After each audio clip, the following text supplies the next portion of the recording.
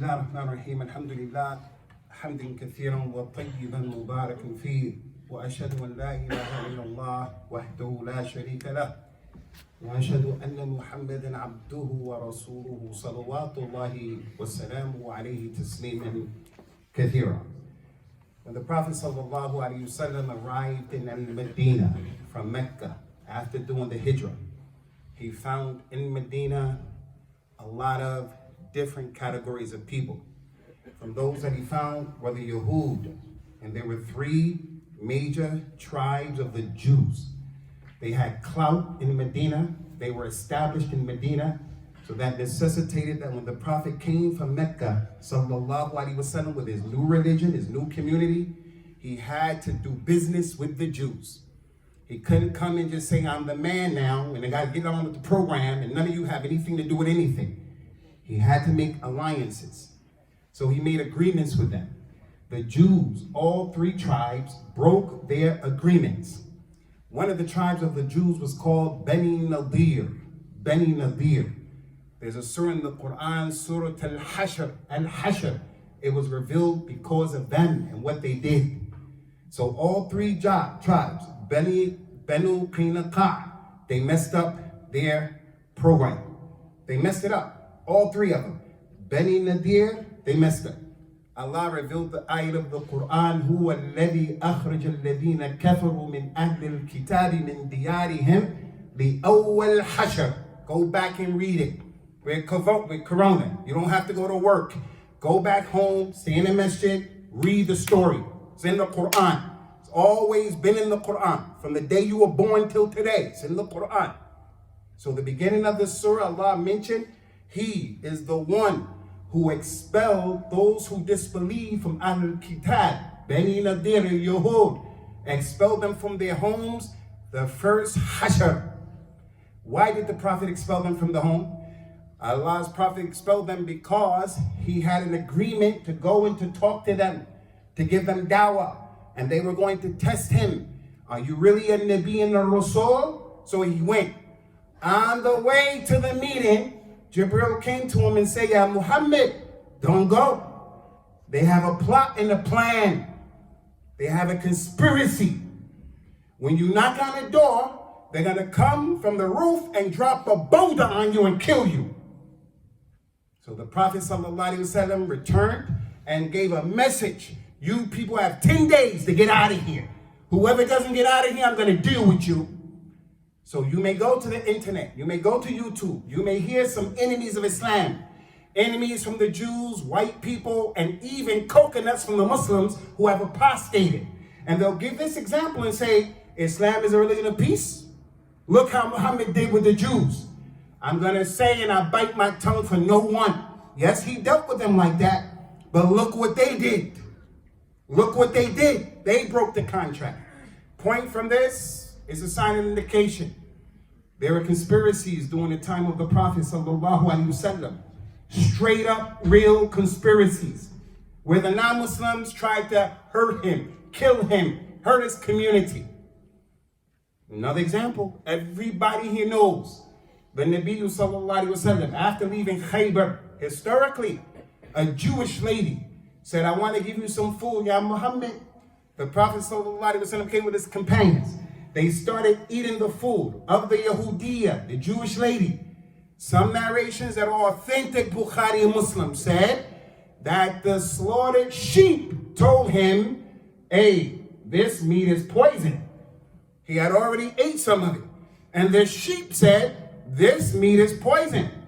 Rasulullah by that time swallowed the morsel, and some of his followers swallowed. Prophet Muhammad said, don't eat it.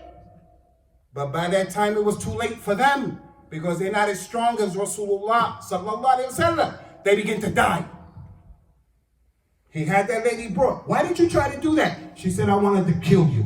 I wanted to see if you were real Nabi or not. Prophet Muhammad let her go. Although he could have practiced an eye for an eye, a tooth for a tooth, a life for a life. But he let her go because of how Al-Islam, you weigh issues. You weigh them.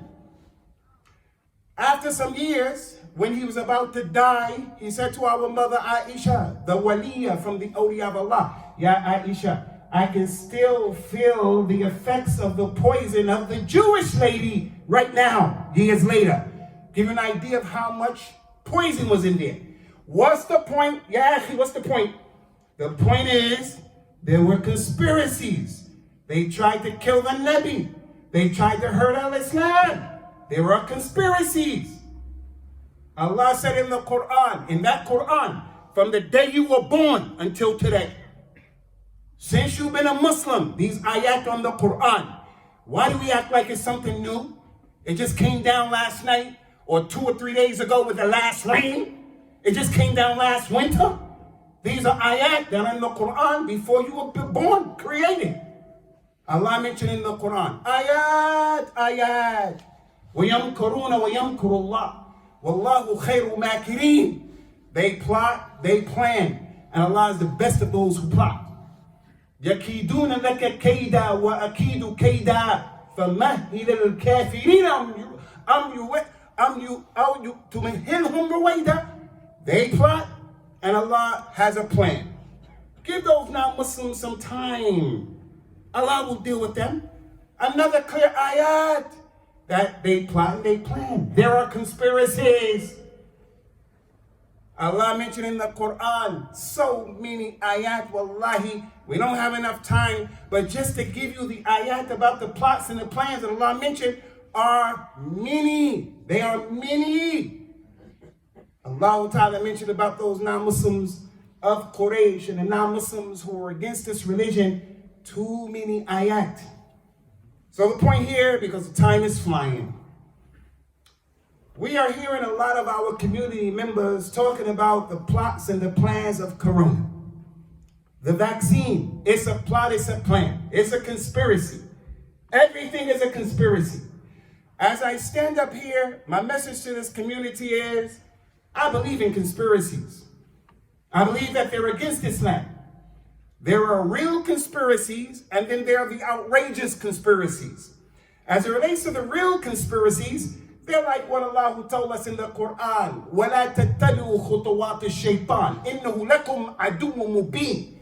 Don't follow the footsteps of Shaitan. He's a clear enemy to you. That's a conspiracy. A real one.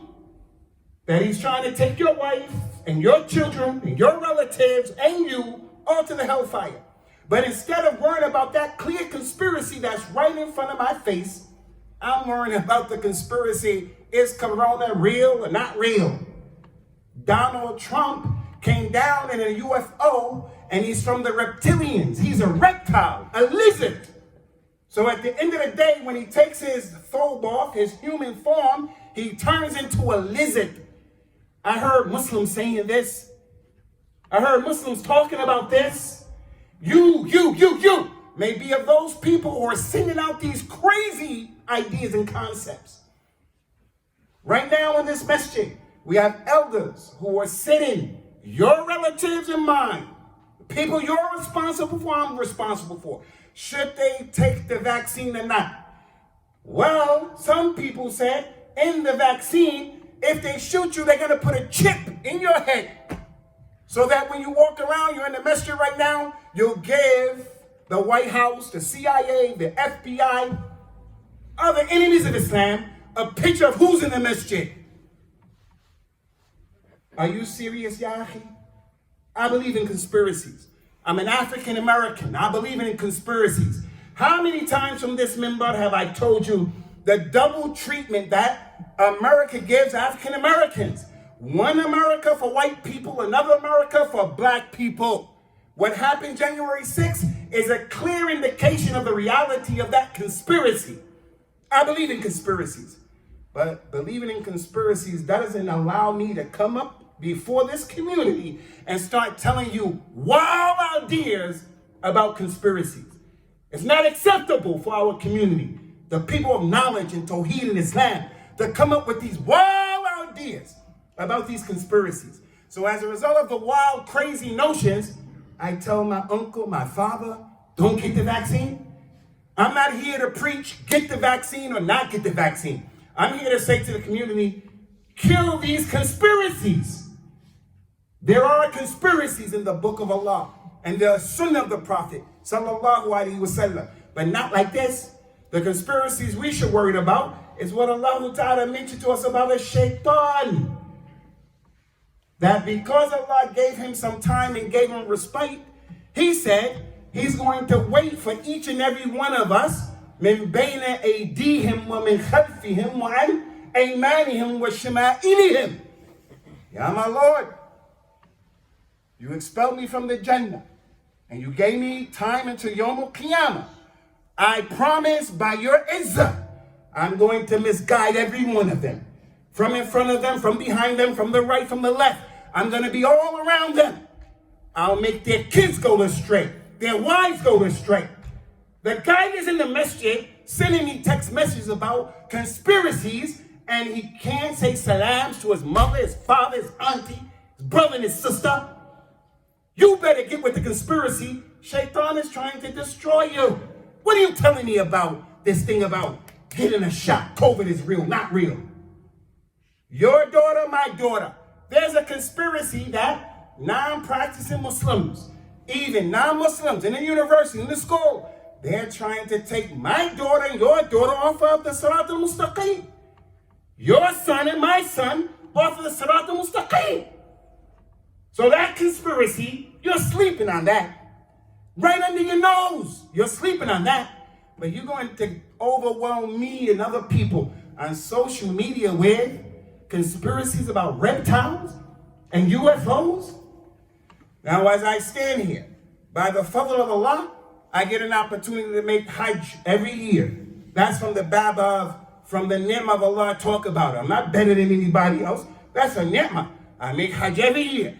Every year that I make Hajj, I meet doctors, PhD people who are medical experts. I think I know more doctors than anybody in this masjid. Friends, brothers, sisters, doctors. When I sit with them and I say, listen, I believe in conspiracies. In America, there were some African-American airmen flew airplanes in World War II. We didn't even have rights in America. They flew airplanes, they were pilots. The American government put syphilis in them. Syphilis, just go to the YouTube, go to the internet, the Tuskegee experiment. They put syphilis in the pilots to see how this STD would affect the body. That is real. I say to those doctors, hey, I don't really believe everything non-Muslims say. I have a minhaj. I'm not for or against. I have to weigh up. I'm asking you, doctor so-and-so, doctor, sister so-and-so, what do you have to say about this new shot, this vaccine? Wallahi billahi tallahi. Every Muslim doctor that I spoke to, when he or she tells me about it, they're calm, they're easy. They tell you the pros, they tell you the cons. Do it, advantages, disadvantages, why you should. And then if I have shubahat, doubts, but what about this? They made that vaccine available very quickly. Isn't that something I should be aware of? They'll explain it to you, easy and calm. I'm not here to tell you take the vaccine or not. I'm here to tell you, be quiet, ya akhi. You're not mutakhasis. You're not a doctor. You're not a doctor. You're not a doctor. Why are you giving us your opinion? And your opinion is wow. The lizard. Trump is a lizard? He takes his lizard uniform, his human form off, and he's walking as a lizard? Are you serious? And people believe that. So I have a problem with the du'at, the khutbah, the shayukh, who are busy in our community with this kalam farih. And don't leave this masjid thinking, I don't believe in conspiracies. I believe in conspiracies, but I believe conspiracies is keto, call. He said, you said. He said, she said. He has a conspiracy. He has another one. He has another one. Another. That's our religion. Is that our religion? Wallahi, if I thought that was Islam, I would have never come into Islam, because that's confusion. Every Amr, Bakr, and Zayd has something to say. Your children are on the internet with something to say. This little brother right here, I don't know him. I'm not against him. I want khair in his dunya and his akhir. But I'll be out of my mind if I let this young brother come and start giving me instructions and knowledge about what to do, what not to do in my life? He's a kid. The Nabi sallallahu alaihi wasallam was in Medina. Some of his companions were traveling. There was a man who got hit in his head with a rock. When he got hit in the head with a rock busted his head open, started bleeding profusively. They stopped it from bleeding. During the course of the day, he prayed his prayers, and then at nighttime he went to sleep. When he went to sleep, he had a wet dream. Ihtilam. He needed ghusl in the morning. Ghusl from the hikmah of Allah. He woke up in the morning, he said to the companions, look, I had a wet dream last night, ihtilam. Now, look at my situation. Can I make tayammum instead of ghusl? Because I had this problem. Some of the companions who were with him, they were not ulama. They said, nah, man, there's water, you gotta use the water. They didn't have ulama who were with them, radiyallahu anhum. Nah, man, clearly, if there's no water, then you make tayammum. But right now, there's water. You have to make a ghusl. So the man took a ghusl. When he made the ghusl, they prayed. They continued the journey. On the journey, the wind blew.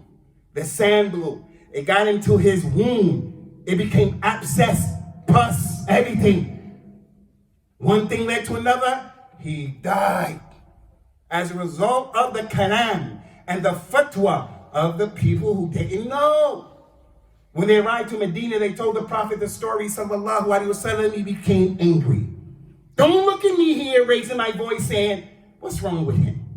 What's wrong with him? You want to know what's wrong with me? I tell you what's wrong with me. You're responsible for killing people with this madness that you're talking about. The Prophet sallallahu alaihi wasallam, when he heard this story, he said, Qatalahu, qatalahum Allah. They killed that man. The people who gave this kalam, gave this fatwa, they were responsible for killing that man. May Allah kill them. May Allah destroy them. And then he went on to tell us, إِنَّمَا شِفَاعِي السُّؤَالِ أَلَّا إِذَا لَمْ يَعْلَمُوا سَأَلُوا. He said, what is wrong with them? The medicine for ignorance is to ask if you don't know. Ask our doctors who know. They're the people who know. You don't know. You don't know about medicine. You're one of those people who, if the person breaks his leg, breaks his leg, his ankle, you say, put cough syrup on him. Something is wrong with him. He's really sick. You say, give him some goat's milk. You know the khurafat. Some of that stuff where we come from. Sometimes it's real, sometimes it's not. The guy comes, his finger is falling off. He got it cut on a saw. It's about to fall off. It's hanging on by the thread. You're the person who say, put Romatesum on it. But we have people in our community who know what they're talking about. And that's what I'm saying. I'm saying what the Quran says. فَاسْأَلُوا أَهْلَ الذِّكْرِ إِن كُنْتُمْ لَا تَعْلَمُونَ. Ask the people who know if you don't know. In the religion, ask the people who knowledge if you don't know. In the dunya, ask the professionals. Ask for every Tom, Dick, and Harry, Amr, Bakr, and Zayd sitting on the internet, at home, do this, don't do that, it's poison, it's this. And concluding, Ikhwani, in this masjid right now, there may be a medical doctor here. I challenge that medical doctor, whatever side of the fence that he sits on, take the vaccine, don't take the vaccine. I challenge him, and I challenge his community, that after the salat, if that doctor stays around, and we went and we asked him, hey doc, what do you think? Should Sheikh Aslam get the vaccine or not? Because as the BAM community, Black, Asian minority, we're the ones who have this problem. This issue is affecting us. And here you come with that nonsense. Hey doc, explain to us, should we or should we not? You're going to find the doctor on whatever side of the fence he's on, talking calm, easily, explaining the pros and cons of both sides.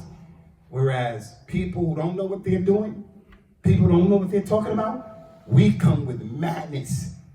The religion of Al-Islam makes it impermissible for every Amr, Bakr, and Zayd, Tom, Dick, and Harry to have an opinion in the deen, or the dunya. So let us not be of those people who we're like the piece of paper. I take this mindil right here. I drop this mindil, depending upon the air and the wind, it'll determine by Allah's permission which way it's going to go. Is that the way you want your religion? You go to this person, go that way. You go to that person, go that way. That ain't our religion. Our religion is a religion that has knowledge. A religion of deen and a religion of knowledge. A religion of things that make sense. Not hysteria. Not hysteria, not fear, and definitely not jahl. أقول قولي هذا واستغفر الله لي ولكم ونسأل الله تعالى التوفيق والسداد.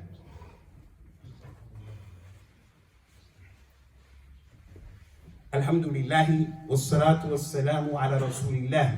Ikhwani, I don't want this message to go over your head. I'm not here to tell you that they are not conspiracies. The Pakistani government has conspiracies against its people.